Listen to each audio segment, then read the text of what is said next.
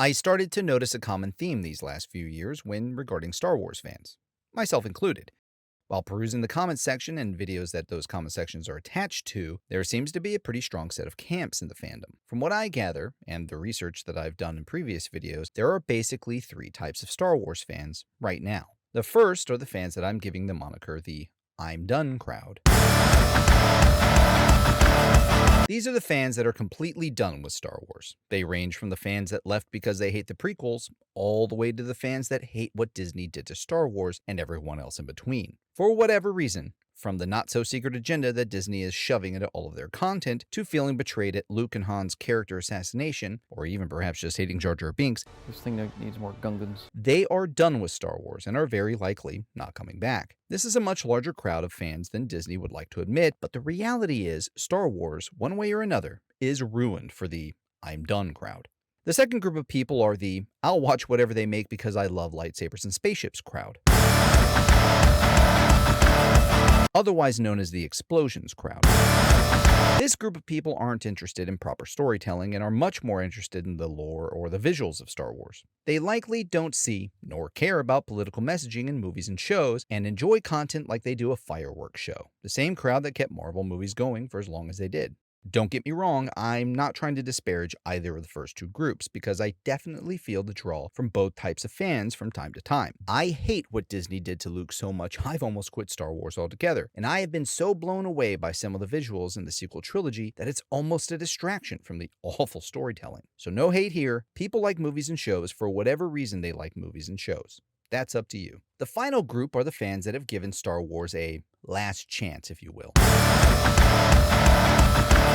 Or they're simply close to the final straw. These are the fans that are putting a lot of faith in the shows and/or Ahsoka, and to a lesser degree, The Mandalorian. Perhaps they have a lot of trust in Tony Gilroy, Dave Filoni, or Jon Favreau, and are waiting and hoping for them to fix the franchise from the destruction wrought by this devil. Do you remember that I hate you? As a side note, regardless of how much you like Andor, don't put your hopes in Gilroy because he's not a Star Wars kind of guy.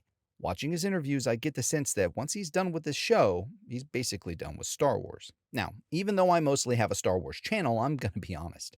I'm in this group.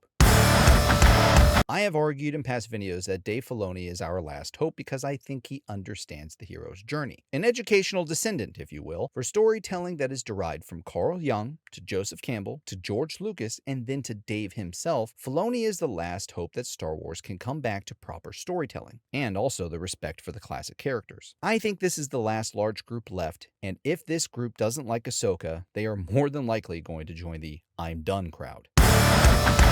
Any insert of political pandering and overt or not so overt messaging, and I think that this group will have watched their last hope for Star Wars fade away. Now, I have a lot of faith in Filoni, but I won't pretend that there are some things in this trailer that are kind of making me nervous. Sabine is not a Jedi, for instance, and I don't really like what I've seen of Hera so far. That just doesn't seem like her character at all. I also don't really dig what we've recently seen of Rosario Dawson's Ahsoka in the Book of Boba Fett. What I saw in her in The Mandalorian was just fine, but I hope that there's not a continuation of this kind of prideful and condescending style that she brought in the Book of Boba Fett. That's just not the character of Ahsoka. Ahsoka, while confident, is compassionate, stoic, and a great example of a Jedi. She is not condescending nor prideful, as she learned to be humble over the many seasons of Clone Wars. If you're a fan of the show, you know what I'm talking about. I'm also not interested in watching men are stupid and women are great stories.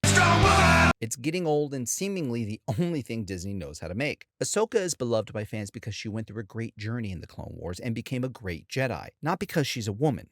Sabine is beloved by many Rebels fans for the exact same reason. Stories can have believably strong female characters in them, but good stories are not good stories because of the strong women. They're good stories that happen to have strong women in them. There's a difference.